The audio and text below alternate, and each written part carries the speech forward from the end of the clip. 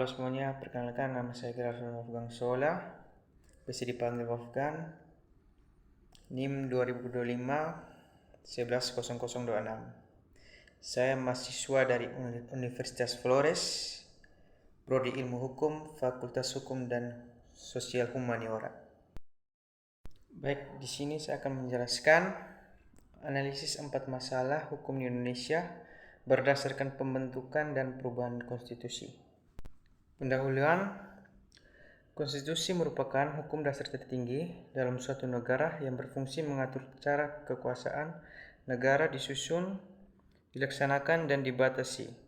Selain itu, konstitusi juga menjamin hak-hak dasar warga negara serta menentukan struktur, tugas, dan hubungan antara lembaga negara sebagai landasan utama penyelenggaraan negara.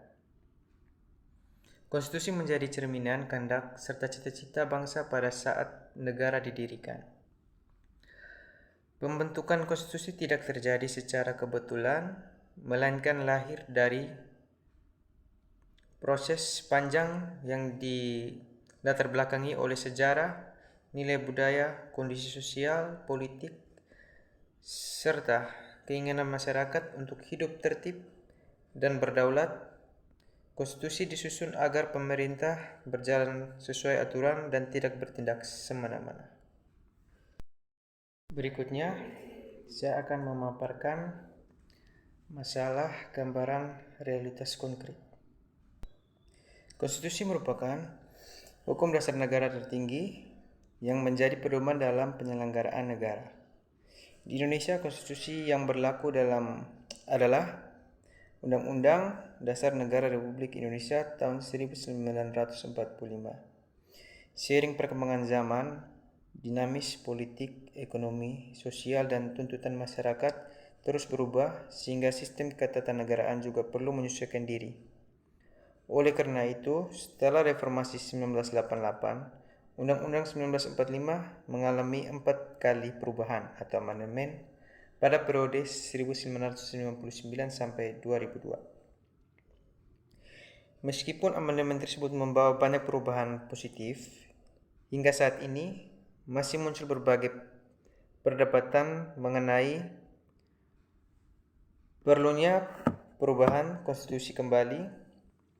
Sebagian pihak berpendapat bahwa beberapa ketentuan dalam UUD 1945 perlu disempurnakan agar lebih mampu menjawab tantangan zaman seperti penguatan sistem ketatanegaraan, efektivitas lembaga negara, serta kepastian hukum. Di sisi lain, ada kekhawatiran bahwa perubahan konstitusi dapat dimanfaatkan untuk kepentingan politik tertentu. Misalnya, memperpanjang masa jabatan pejabat negara atau mengubah aturan yang mengutamakan kelompok tertentu. Di sini juga saya akan memaparkan 4 gagasan umum, gagasan yang dipilih untuk menganalisis aturan atau realitas. 1. Teori konstitusi K.C. Ware. Penjelasan menurut K.C. Ware, konstitusi adalah keseluruhan aturan dasar yang mengatur organisasi negara, pembagian kekuasaan, serta hubungan antara pemerintah dan warga negara. Gagasan perubahan konstitusi harus dilakukan sesuai prosedur hukum agar tetap menjamin stabilitas negara dan kepastian hukum. Pendapat saya berpendapat bahwa perubahan Undang-Undang Dasar 1945 memang diperlukan apabila bertujuan memperbaiki sistem ketatanegaraan, tetapi tidak boleh dilakukan hanya karena kepentingan politik sesaat.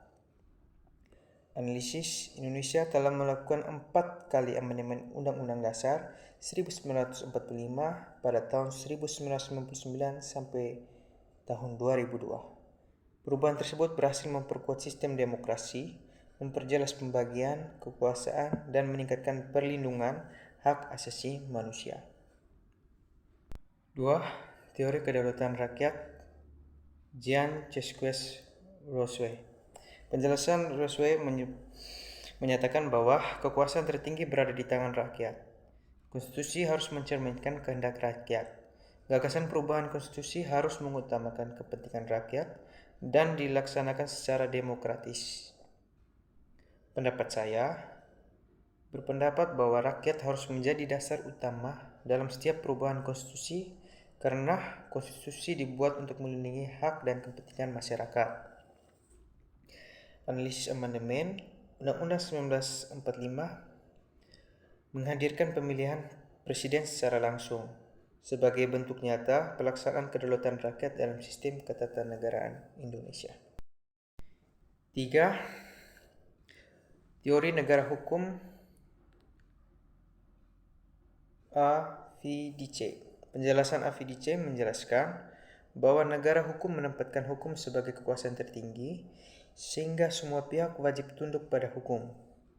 Gagasan perubahan konstitusi harus mengikuti ketentuan pasal 37 Undang-Undang Dasar 1945 agar tidak bertentangan dengan prinsip negara hukum.